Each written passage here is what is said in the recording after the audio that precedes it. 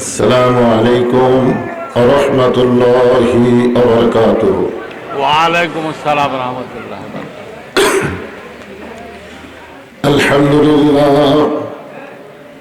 আলহামদুলিল্লাহ নাহমাদুহু ওয়া নাস্তাঈনুহু ওয়া নাস্তাগফিরুহু ওয়া নু'মিনু বিহি ওয়া নাতাওয়াক্কালু আলাইহি ونعوذ بالله من شرور أنفسنا ومن سيئات أعمالنا من يهدي الله فلا مضل له ومن يضلله فلا هادي له।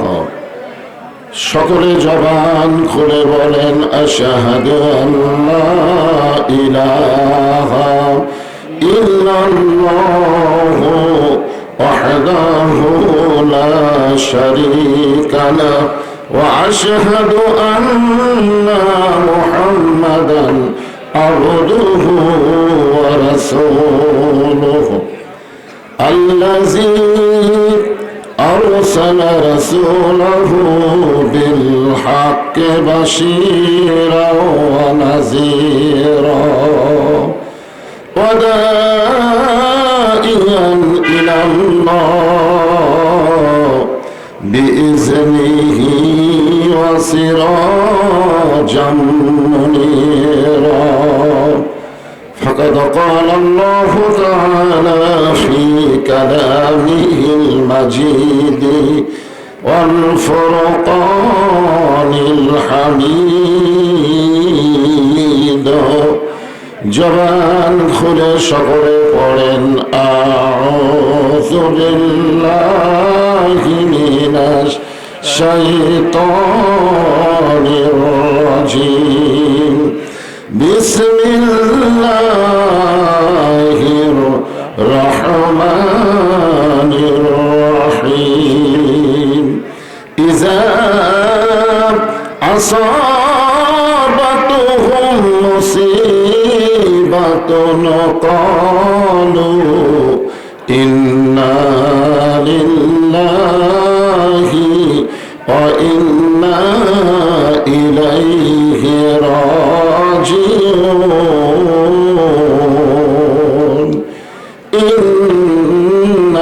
ইন্নাল্লাহা ওয়া মালাইকাতাহু ইউসাল্লুনা আলান নবী ইয়া আইয়ুহাল্লাযীনা আমানু সাল্লু আলাইহি ওয়া সাল্লিমু তাসলিমা। আল্লাহুম্মা সাল্লি আলা মুহাম্মাদিন ওয়া আলা আলি মুহাম্মাদ কামা সাল্লাইতা আলা ইব্রাহিম ওয়া আলা আলি ইব্রাহিম ইন্নাকা হামিদুম মাজিদ। اللهم بارك على محمد وعلى آل محمد كما باركت على إبراهيم وعلى آل إبراهيم إنك حميد مجيد لا إله إلا الله।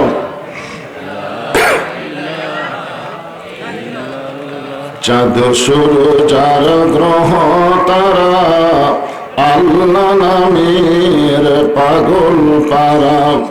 চাঁদ সূরজ আর গ্রহ তারা আল্লাহ নামের পাগল পারা। আমার আল্লাহ নামের এতই দয়া,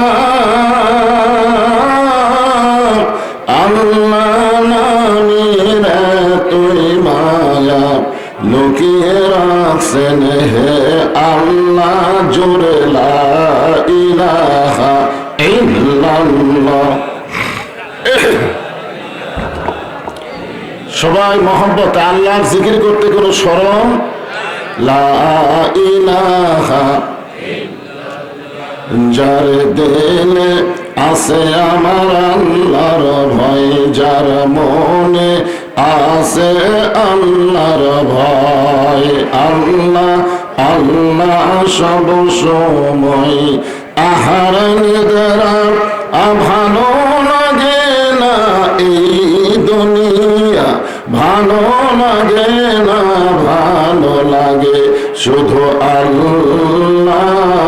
লা ইলাহা ইল্লাল্লাহ, লা ইলাহা ইল্লাল্লাহ, লা ইলাহা ইল্লাল্লাহ, লা ইলাহা ইল্লাল্লাহ, লা ইলাহা ইল্লাল্লাহ, লা ইলাহা,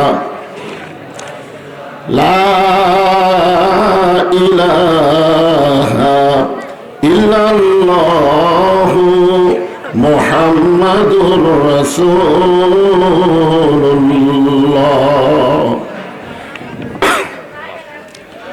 সকলেই রাসূলের মহব্বতে জবান খুলে বলি সাল্লাল্লাহু আলাইহি ওয়াসাল্লাম।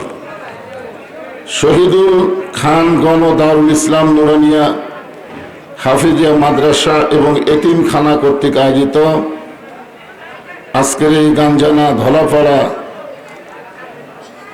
২৭তম বার্ষিকী ওয়াজ মাহফিল। আজকের এই মাহফিল আল্লাহ তাআলা যাকে সম্মানিত সভাপতির আসনে কবুল করেছেন জনাব মোহাম্মদ রফিকুল ইসলাম খান জুয়েল।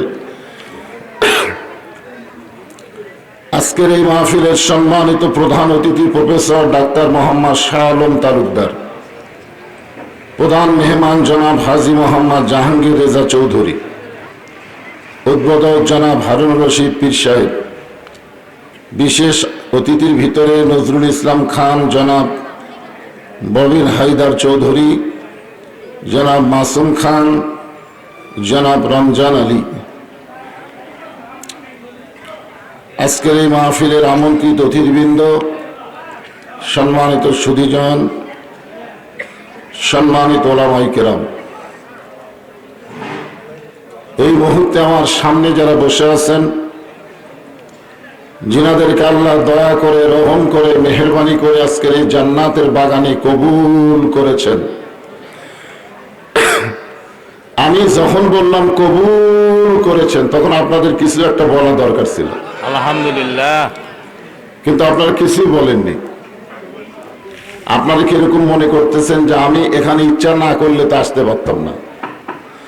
আপনি এখানে ইচ্ছা করে আসেন নাই, আল্লাহ চাইছে বলেই আপনি এখানে আসতে পারছেন। আল্লাহ কোরআন কারীমে ইরশাদ করেন, মা সাবাকা মিন হাসানাতিন ফামিনাল্লাহ। বান্দা বান্দির দ্বারা যখন কোনো ভালো কাজ হয়, এ কাজ বান্দা বান্দি করে না, বরং আল্লাহ করায়। আপনারা বলেন তো, কোরআন কারীমের মাহফিলে বসা ভালো কাজ না খারাপ কাজ? ভালো কাজ। তাহলে এই ভালো কাজকে আপনারা করলেন না আল্লাহ করালো? আল্লাহ করেন। তাহলে এই মুহূর্তে আমরা বিশ্বাস করতে পারি, আমরা যত বড়ই পাপী হই না কেন, আল্লাহ আমাদের উপরে খুশি আছেন। আল্লাহ যদি খুশি না থাকতো এই জান্নাতের বাগানে আমরা বসতে পারতাম না। এই বাচ্চারে, তোকে ভাব কি ওরা শুনবি?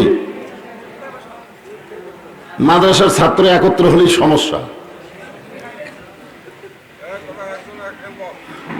যত বড়ই হুজুর হন, যত বড়ই আপনি হুজুর হন, এদেরকে আপনি সাইজ করতে পারবেন না। কারণ আমার দুটা মাদ্রাসা আছে, একটা মহিলা মাদ্রাসা, একটা ছেলে মাদ্রাসা। আমি মাদ্রাসার এক ছোট বাচ্চাকে বলছি, আমার টুপিটা একটু পরিষ্কার করে দাও। ও তখন বলতেছে, হুজুরের হুকুম ছাড়া পারবো না। দুটা মাদ্রাসা আমি চালাই, পরিচালনা করি, অথচ আমার কথা গুরুত্ব দিচ্ছে না, বলতেছে আমার হুজুর ছাড়া পারবো না। ওকে যে হুজুর পড়ায়, ওই একটা হুজুর ছাড়া ওর কাছে দুনিয়ার কোনো হুজুরই নাই। আসলে কোনো হুজুর নাই। খালি যদি হুজুর পড়ায়, যাই মাঝে মধ্যে পিটপার করে, ওই হুজুর থাকলে ঠিক। এই বাদাম খাবার কে কথা, একেবারে চুপচাপ থাকা লাগবে, না হয় যাওয়া লাগবে। আমার ওয়াজের 42 বছর জীবনে এত ছোট মাহফিল আমি কোনোদিন করিনি। হ্যাঁ, এত ছোট না। হাজার হাজার মানুষের মধ্যে যার ওয়াজ করার অভ্যাস, এখানে শুরুর থেকে। আল্লাহ জানে আপনাকে এলাকার লোক ওয়াজ শোনে না, আল্লাহ ভালো জানে। তাও যে কয়জন বসে আছে এরা যদি আবার টুকুর টাপুর করে তখন শেষ। এই জন্য এরা চলে যাওয়াই ভালো। যা, কি শুনবি? আচ্ছা ঠিক আছে, আলহামদুলিল্লাহ। তো আমরা এখন বিশ্বাস করতে পারি যে আল্লাহ যখন আমাদেরকে কোরআনের মাহফিলে কবুল করেছেন, আল্লাহ আমাদের উপরে খুশি না বেজার? মাশাআল্লাহ। আমার সামনে যিনারা বসে আছেন, আমি আমার অন্তরের অন্তঃস্থল থেকে আপনাদের সবাইকে শুভেচ্ছা জ্ঞাপন করছি। সম্মানিত মা বোনেরা, পর্দার অন্তরালে বসে বসে যারা আলোচনা শুনতেছেন তাদেরকে শ্রদ্ধা জ্ঞাপন করে এই মুহূর্তে জানতে চাচ্ছি আপনারা সকলে কেমন আছেন? আলহামদুলিল্লাহ। আলহামদুলিল্লাহ রাব্বিল আলামিন। যে আল্লাহ শারীরিক সুস্থতা, মানসিক প্রশান্তি দান করে আজকের এই জান্নাতের বাগানে কবুল করলেন, আমরা সে আল্লাহর উপরে খুশি না বেজার?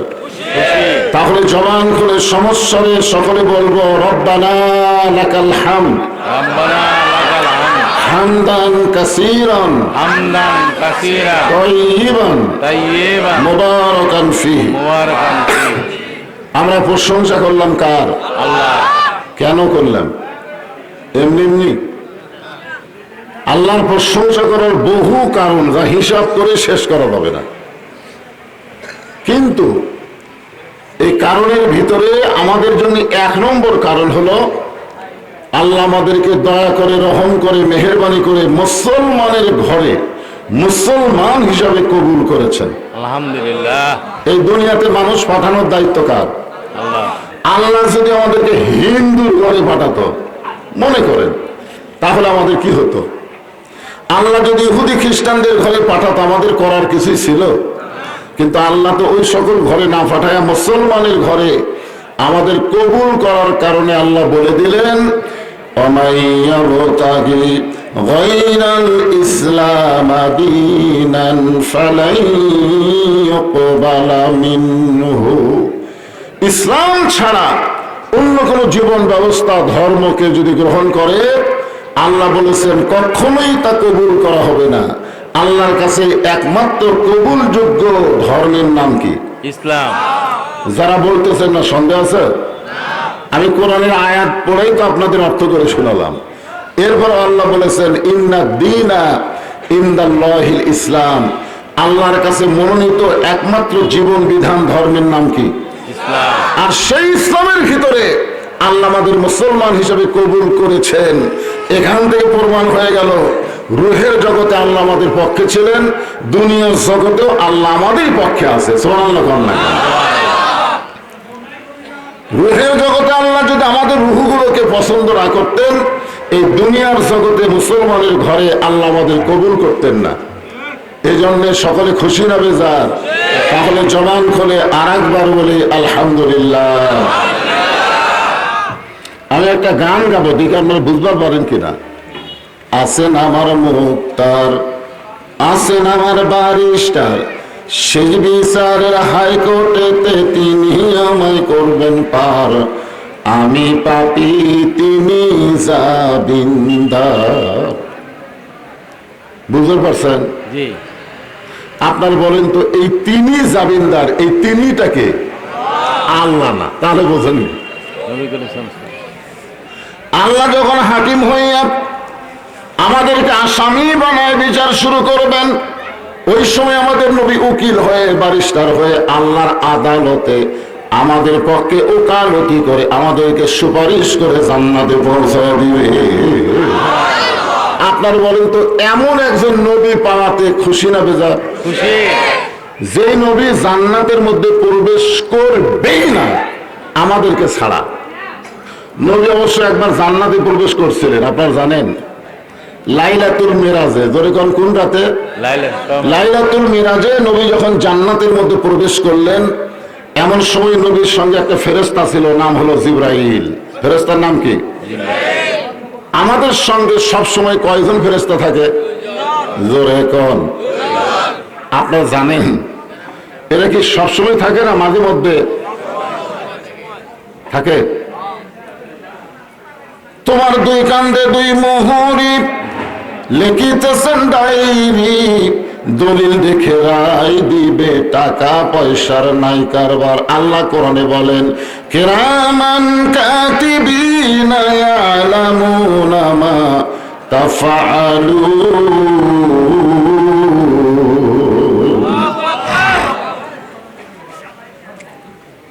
আচ্ছা, আমাদের সঙ্গে যখন সবসময় দুই ফেরেশতা থাকে, এদের কাম কি? কি লিখবে? তাহলে যারা দাঁড়িয়ে আছে এরকে কান্দে ফেরেশতা আছে না নাই? কথা আছে না নাই? তো আজকের এই মাহফিলে বসা ভালো না দাঁড়িয়ে থাকা ভালো?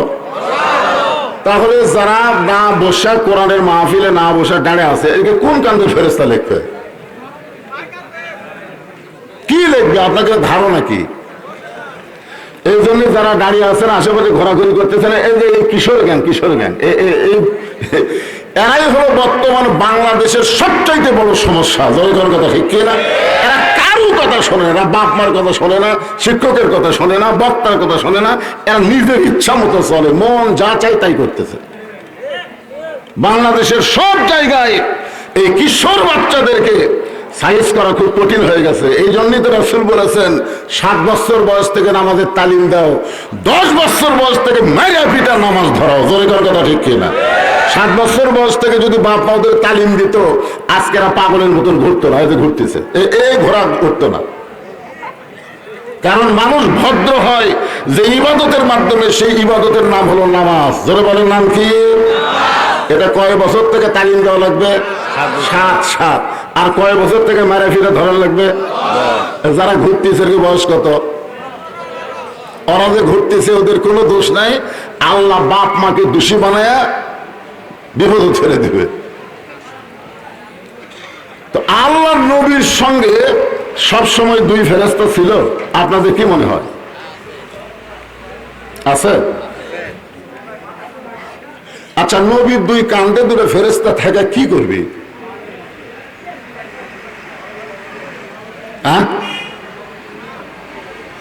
না জানে কোনো কথা বলা ঠিক না। লাইলাতুল মেরাজে নবী যখন ঘুম পাড়তেছে, ফেরেশতা জিবরাইল এসে বলতেছে ইয়া রাসূলুল্লাহ, ইয়া আল্লাহ, যাকে ঘুম থেকে চেতন করে আপনার আরশে নিয়ে যাওয়ার হুকুম দিলেন, সেই নবী যে ঘুম পাড়তেছে, এখন কি করব? আল্লাহ বলে জিবরাইল নবীকে ডাক দাও। তো ফেরেশতা জিবরাইল বললেন আল্লাহ কিভাবে ডাক দেব? আল্লাহ বললেন তোমার জিহ্বাটা বের করে নবীর পায়ের তালুতে সুরবুরি দাও, নবী ঘুম থেকে চেতন পাবে। ফেরেশতার সর্দার জিবরাইল তার জিহ্বা বের করে নবীর পায়ের তালুতে সুরবুরি দেয়, নবী ঘুম থেকে চেতন পায়। এখন বলেন ফেরেশতার সর্দার যদি ঘুম থেকে ডাকার সময় নবীর পায়ের তালুতে জিহ্বা লাগায়, সেই নবীর কান্দে চড়ার মতন কোন যোগ্যতা ফেরেশতার আছে? তো তাহলে কেমনে বললেন আছে?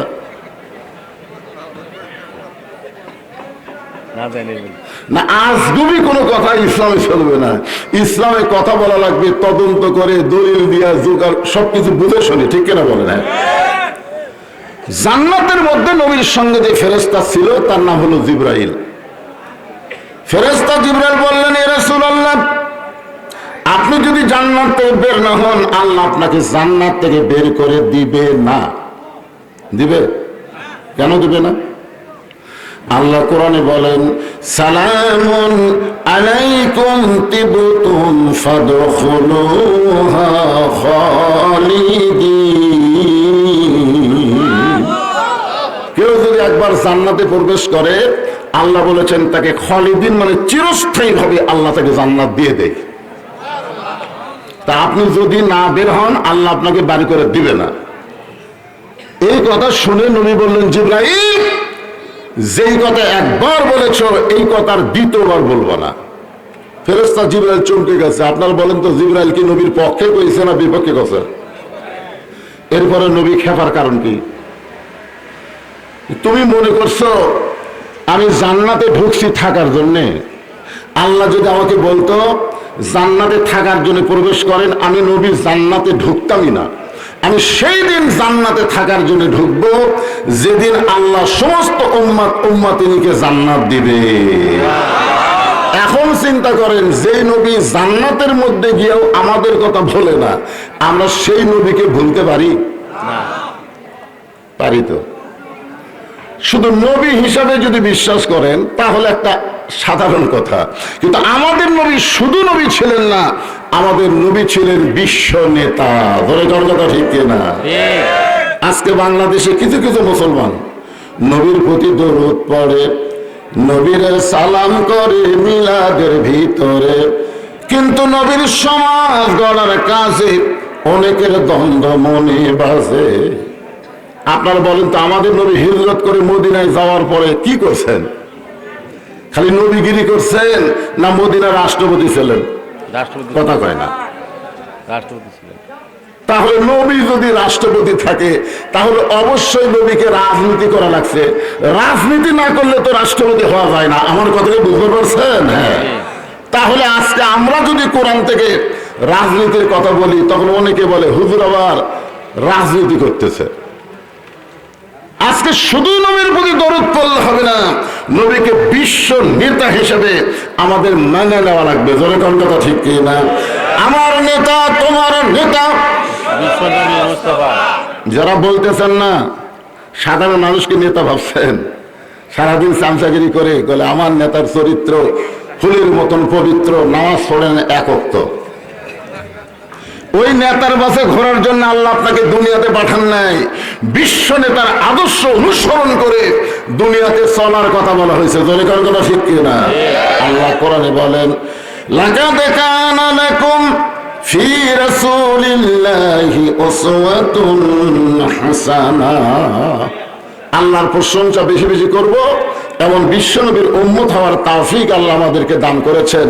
সকলে বলি আলহামদুলিল্লাহ। এখন আসেন যে কোরআন থেকে আপনারা আলোচনা শুনবেন, আশেপাশে একটু হইচই বেশি হচ্ছে, এটা আপনাকে একটু ক্লিয়ার করা লাগবে। আর মাইকের সাউন্ডটা কেমন যেন হচ্ছে, উড়ু উড়ু চলে যাচ্ছে। আপনাদের কানের মধ্যে ঠিক মতো আমার কথা পুষতেছে না, বুঝতে পারছি তো আমি। তো মাইক বানানো ভাইকে বলবো সাউন্ডটা একটু ক্লিয়ার করে জনগণ যেন শুনবার পায় এই ব্যবস্থা করেন। আসেন যে কোরআন থেকে আপনারা আলোচনা শুনবেন, এই কোরআনের মধ্যে কোনো সন্দেহ সবাই বলা লাগবে। জবান আল্লাহ দিছে, আর কোরআনের পক্ষে কথা বলতে আপনার বাধা কে দেয়? এই কোরআনের মধ্যে কোনো সন্দেহ, এই কোরআনের মধ্যে কোনো ধোঁকা, এই কোরআনের মধ্যে কোনো গোজামিল। মাশাআল্লাহ। এখন আপনাদেরকে আমার প্রশ্ন হলো যে সংবিধান দিয়ে শতকরা 90% মুসলমানের বাংলাদেশ চলতেছে, বর্তমান যে সংবিধান দিয়ে চলতেছে, এই সংবিধানের মধ্যে ভুল, ধোঁকা, গোজামিল। তাহলে আপনি মানুষের তৈরি সংবিধান অনুযায়ী চলবেন আর আল্লাহর কোরআনের ওয়াজ শুনবেন। এই জন্য আল্লাহ কোরআন দুনিয়াতে পাঠায় নাই। কোরআন পাঠানোর পিছনে আল্লাহর কারণ হলো অনুনাজ্জিলু মিনাল কোরআনি মা হুয়া শিফাউ ওয়া রাহমাতুল লিল মুমিনিন। আচ্ছা, আপনার দুই চারজন আল্লাহ আকবার কোন, বাদ বাকি কোন না কেন? আপনারা বলেন তো, এই কোরআনের মাহফিলে যতক্ষণ আপনারা বসে থাকবেন ততক্ষণ আপনারা কয় দল? যখন কয় দল? মসজিদের মধ্যে সবাই বিশ্বাস করে মসজিদ আল্লাহর ঘর। আওয়ামী লীগ, বিএনপি, জাতীয় পার্টি, তাবলীগ, পীর মুরিদি সবাই মসজিদের মধ্যে ঢুকছে। হ্যাঁ, এখন কি কয় না, ওটার নাম করলাম না। সবাই ঢোকার পরে আপনারা বলেন তো, দল অনুযায়ী কাতার করে না সব দল ভাঙ্গে এক কাতার করে? সব দল ভাঙ্গে কয় কাতার? কিন্তু ইমাম সাহেব মা অসুস্থ, মাকে নিয়ে হাসপাতালে গেছে, সবাই কাতার সোজা করে দেখে হুজুর নাই। জোরে কর কি নাই? হুজুর নাই। এখন সামনে কে যায়? আওয়ামী লীগ কয় আমি পারবো না ভাই, বিএনপি কয় আমি পারি না রে, জাতীয় পার্টি কয় ওই জায়গা জীবনেও যাইনি, তবে মুসল্লি হয়েছি। বারান্দার তাকে দেখে জামাত ইসলাম খাওয়া হয়ে আস। তখন সবাই বলতে যে কে ভাই বারান্দাত কেন? আই যে ঢুকছে আওয়ামী লীগ ঠেলা দিয়ে সামনে দিছে, যা জামাত বলে কি করব? বলে নামাজ পড়া। কই পাগলা, আমি জামাত? কই তুই জামাত, আমি আওয়ামী লীগ, ওই বিএনপি জাতীয় পার্টি। ওটা বাহিরের কথা, ভিতরের কথা হলো আমরা সবাই ভাই ভাই কাতারবদ্ধ হয়ে জামাত করতে চাই। ঠিক কিনা? আপনারা বলেন তো, মসজিদের বেড়া আওয়ামী লীগ, বিএনপি জাতীয় পার্টি, জামাত, তাবলীগ, কিন্তু ভিতর ঢোকার পরে কয় দল? তাহলে আপনারা কে কোন দল করেন সেটা ভিন্ন কথা। কোরআনের মাহফিলে যখন আইছেন তখন দলাদলি করা যাবে না, সবাইকে এক দল হওয়া লাগবে। দলের কথা ঠিক কি না? তো এক দল আল্লাহু আকবার কয়, আরেক দল কয় না, ব্যাপার কি?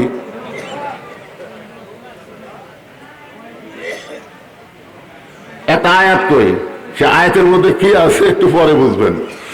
ইন্নামাল মুমিনুনা আল্লাযীনা ইযা যুকিরাল্লাহু ওয়াজিলাত কুলুবুহুম ওয়া ইযা তুলিয়াত আলাইহিম আয়াতুহু জাদাতুহুম ঈমানা ওয়া আলা রাব্বিহিম ইয়াতাওয়াক্কালুন।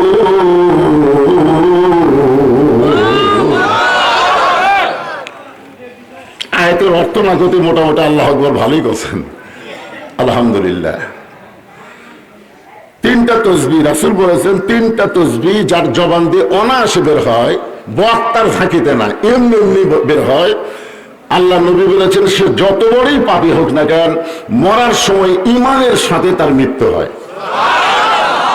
তার মধ্যে একটা আপনারা বলে দিলেন, একটা আপনার বলেই দিলেন, বলাই লাগলো না, আপন ইচ্ছায় বলেছেন সুবহানাল্লাহ। 2 নম্বর তাসবিহ হলো আলহামদুলিল্লাহ, আর 3 নম্বর হচ্ছে আল্লাহু আকবার। তবে রাসূল বলেছেন, কোন ব্যক্তি সারা জীবন যদি সুবহানাল্লাহ আলহামদুলিল্লাহ সুবহানাল্লাহ আলহামদুলিল্লাহ কয়, আল্লাহ খুশি হবে কিন্তু শয়তান বেজার হবে না। আমার কথাটা বুঝলেন? আপনি যদি সুবহানাল্লাহ আলহামদুলিল্লাহ সুবহানাল্লাহ আলহামদুলিল্লাহ কন, আল্লাহ খুশি হবে কিন্তু শয়তান বেজার হবে না। কিন্তু যখন আল্লাহু আকবার বলবেন তখন আল্লাহ খুশি হবি, শয়তান বেজার হবি। যত জোরে আল্লাহু আকবার বলবেন, শয়তান তত জোরে দৌড় মারবি। আল্লাহ রাসূল বলেছেন, দৌড় যখন এত জোরে হবে পিছন দিক দিয়ে বাতাস বের হবে, বাতাস। কিন্তু এই আল্লাহু আকবার কিন্তু বাংলাদেশের সব দলের মধ্যে নাই, আছে। অনেক বড় বড় দল দাবি করে, বহু ধরনের স্লোগান তারা দেয়, কিন্তু ভুলেও আল্লাহু আকবার দেয় না। তার মানে বোঝা গেল তাদের ভিতরে এখনো শয়তানি আছে। শয়তান দূর না হলে শয়তান পাথর মারা এখনো কাম হবে। আমার এলাকার এক হাজী সাহেব হজ করার আগে ছেলেরা 18 বিঘা জমি দিয়ে মেয়েকে 1 বিঘা দিয়েছে। ওই বেটা হজ করবার যায় পাথর মারতেছে, শয়তান সমানে পাথর মারতেছে। আপনারা বলেন তো, শয়তান বলতেছে আল্লাহ উনি যে আমাকে পাথর মারতেছে, কিন্তু উনি তো নিজেই শয়তান। তো ভিতরে শয়তানি যার আছে তার জবান দিয়ে আল্লাহু আকবার বের হবে না। এখন কার কার জবান দিয়ে আল্লাহু আকবার বের হচ্ছে না, আপনারা সিদ্ধান্ত নেন। কি সবাই আল্লাহু আকবার করবেন? দেখি এবার গলা খাকারে লিল্লাহি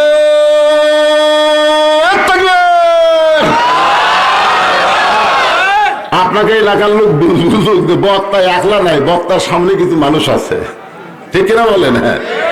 এখন আসেন, যে কোরআন থেকে আপনারা আলোচনা শুনবেন, এই কোরআন সম্পর্কে আল্লাহ বললেন, জালিকাল কিতাবু লা রাইবা ফি হুদাল লিন্নাস। কি হবে? আচ্ছা, আমি এত বড় একটা ভুল করলাম, একটা লোক আপনারা কিছুই করলেন না, মুত্তাকিন হবো এত পরে কোন জ্ঞান? ইমাম সাহেব যদি 4 রাকাত নামাজের 3 রাকাতে বসে, আপনারা কোন তো আপনাকে বসে থাকেন না আল্লাহু আকবার কোন? তো ইমাম সাহেব ভুল করলে আপনারা আল্লাহু আকবার কোন, আর বক্তা যদি ভুল তেলাওয়াত করে আপনার কথা কান না কেন? আজকে আপনাদের জবান বন্ধ হওয়ার কারণে তাহিরি মাহিরি যা ইচ্ছা তাই বলতেছে, কথা কান না কেন? সারা জীবন জানি